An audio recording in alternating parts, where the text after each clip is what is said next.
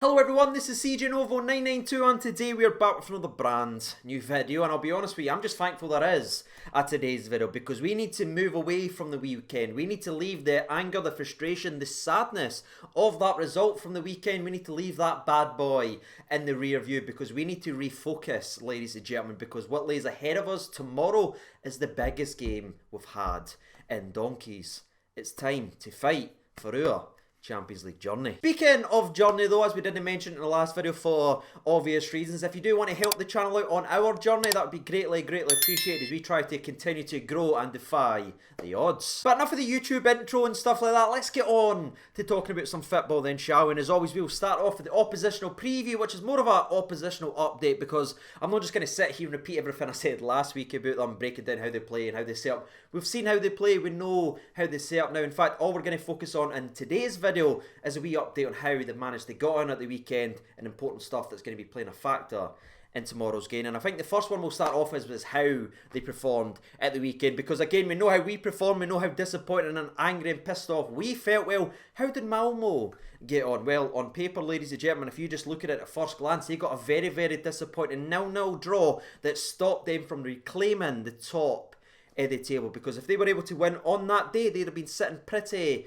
at the top. So again, you'd think, all right, that's good, they've had a bad result as well, maybe they'll be feeling doing about themselves, ladies and gentlemen. But as always, we didn't just go on first glances right here on the channel, we go a little bit deeper. And I think when you go deeper into that result and you look into it and look at the way the entire weekend unfolded, it ended up being a perfect weekend for Malmo. Because on one hand, during that 0-0 game, they were able to rotate and rest a lot of their key/best players. I mean, only 4 players that played versus us on the Tuesday ended up playing in that game at the weekend, starting in that game at the weekend. So that's fantastic. They were able to rest and get their players fully ready for this massive game tomorrow versus Rangers. And with the way that the weekend actually played out, which was once a disappointing result on the one day for them getting that 0-0 draw, the longer the weekend went, the team that was sitting top of the table ended up getting thumped rotten, which allowed Malmo to reclaim the top with that disappointing 0-0 draw. So everything right now, it's gone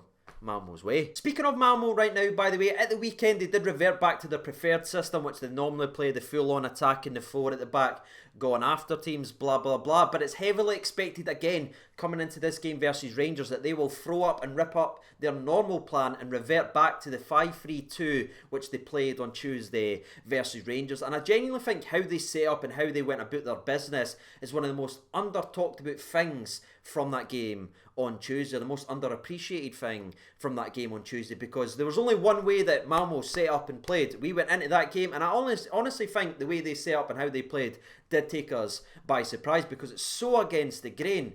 It was frightening, but they can't play that same trump card twice, because if they set up that same way to double up on the fullbacks, to limit us there, playing people out of position, which doesn't really make sense, but it puts bodies on certain one of our Rangers players, so nobody able to surprise us again. So if they do come in with that, Gerrard's now got an entire 90 minutes to break down and see how to exploit that. And if I'm honest with you, that's all I've really got to say about Malmo coming into this game in terms of an update. We know they're a good side, we know they've got very talented players, and we know now if they are going to play like that, how to actually exploit it. And I do think that's going to be one of the key factors in the game. We will now be adjusted to how they're setting up to counteract and stop Rangers. But we know all about them, they're very good going forward, and I do think that's an interesting thing as well to finish up with when you talk about Malmo, because as silly as this sounds, and trust me, I know this sounds silly, right? Coming into this game at Ibrox, leading 2-1, needing just to keep that back door shut, is so against what they normally do and what their strengths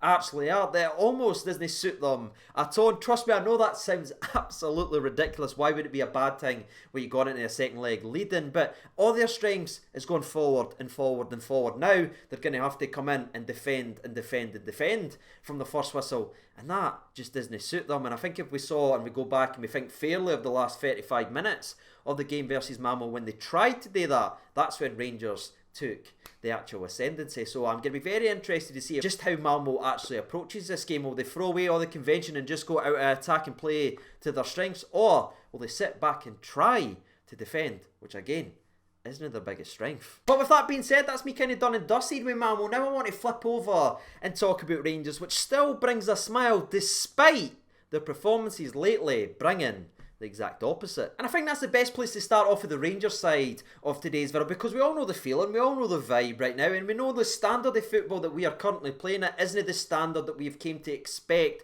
under Steven Gerrard's Rangers team, who again implemented the Rangers standard back at our football team, but we've not got anywhere near it. Sorry, we're slow in possession, the passing isn't crisp, but we didn't look anywhere near as fit as we did over the last couple of seasons, and I think that kind of cauldron of all those things going wrong has left a lot of people coming out here and questioning certain individuals and certain players, calling them disinterested, or even something as silly as saying they didn't want to be here, which for me, that right there is utter bollocks. Because we all know how pre-seasons went for our players. It's nowhere near as consistent or as smooth as the last two pre-seasons under Gerrard. I mean, we've had players coming back from certain tournaments, no playing a lot of minutes, no being able to get sharp enough to start the season off. We've had people quarantining, we've had players injured, we've had friendlies cancelled. It's been an absolute stop-start pre-season, and that's carried right onto the results on the park, which again has been stop-start results. However, tomorrow is the perfect time now for these players, because there's absolutely no excuses for not being able to raise your game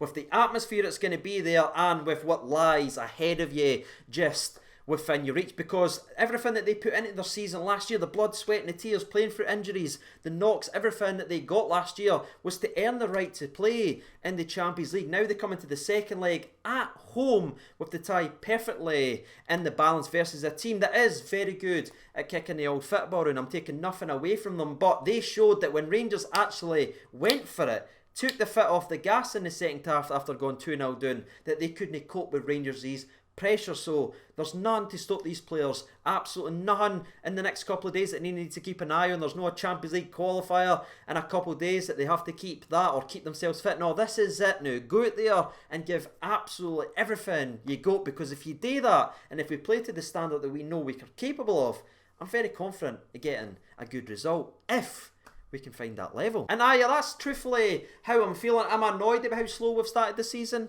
Absolutely, of course I am. We all know me, we've been through a lot together, but am I in any stretch of the imagination turning our backs on these players or trying to make certain players scapegoats after what they gave us last season, the most pressurised title that they could have gave us?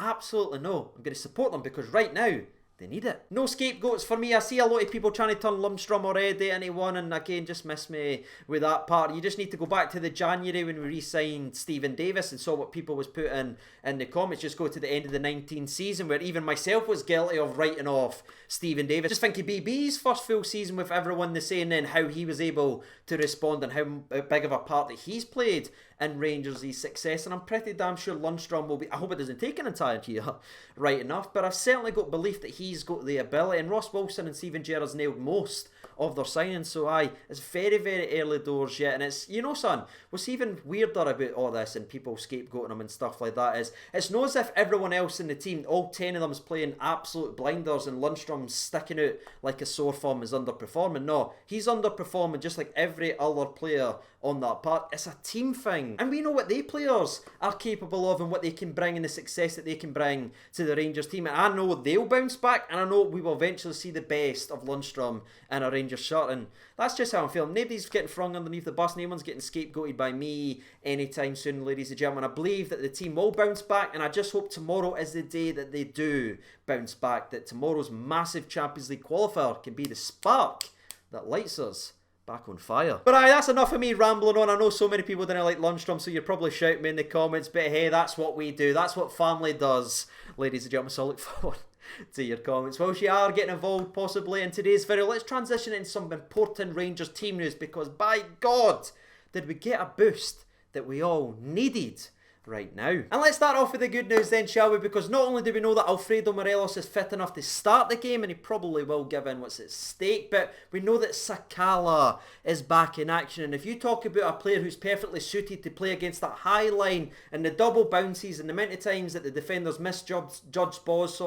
and went in behind space, Sakala is literally the one you want on one side and Ryan Kent on the other, because that pace could be absolutely vital in this massive Champions League qualifier. But it's not just our boy Sakala. We now know that Joe Aribo is fit as well to play in this game. He obviously was back playing versus Dundee United, but he's going to be in the midfield, and that's huge because I genuinely think he was one of the biggest players we missed from last week's game. Just a ball carrier that can actually sprinkle a bit of magic and who's willing to take on someone. It isn't just going to pass it sideways all the time. Joe Aribo is in the mixer, and talk about splitting the defence open and breaking people and taking chances and shots and passes and whatever. Our boy Hadji is back for this game. Oh man, he's the one. He honestly is the one for me. I feel like Hadji could be the difference in us going through to the next round, whether he starts or whether he comes off the bench to sprinkle some magic that only he is capable of. That is massive for our team, and so is the news that Leon Balogun is also available for this game, which, given the fact that Lander's played a lot of games recently, that's usually the rotation out, and that adds more pace to the back line to play alongside Connor Goldson. We also have the availability of Big Bassi back in there, which will be an interesting decision for the gaffer, considering Barisic has played a lot of games now. Again, he could have just gave him the Dundee United game to try and close the gap, or there could be an option to really bring Big Bassi in there, which would be some call, but Steven Gerrard isn't afraid to make those calls. So very, very good that way. The only people that's actually missing from our matchday squad is the two players that are, of course, suspended. One of them being Glenn Kamara, who is massively, massively missed. I will admit it, ladies and gentlemen. But so is our boy Kamara. But with that being said, ladies and gentlemen, that has been the oppositional preview. That has been the Rangers conversation, and that has been the latest Rangers team news. Now, all that's left is to throw all that together and try to do the impossible, which is to predict a Rangers game. And again, despite me knowing that we aren't kicking our own arses right now, we aren't performing to a level, I just feel like something special could happen tomorrow, and I'd much rather be optimistic like that than be negative. So I do feel like we are going to score a couple of goals, and I do believe we will make it 1-0 pretty early on, maybe in the first half, and that'll keep the tie quite in the balance, and then we're going to score another late goal. So despite everything in my head screaming Malmo will score in this game, CJ, I am going to go with Rangers 2, Malmo 0. That's it for today's video. Hopefully you enjoyed it enough to get involved down there in the comment section below, and if you did, I will be speaking to you very, very shortly. But until next time, ladies and gentlemen, I'll see you tomorrow after the game. Take care of yourselves, all the best, and bye-bye.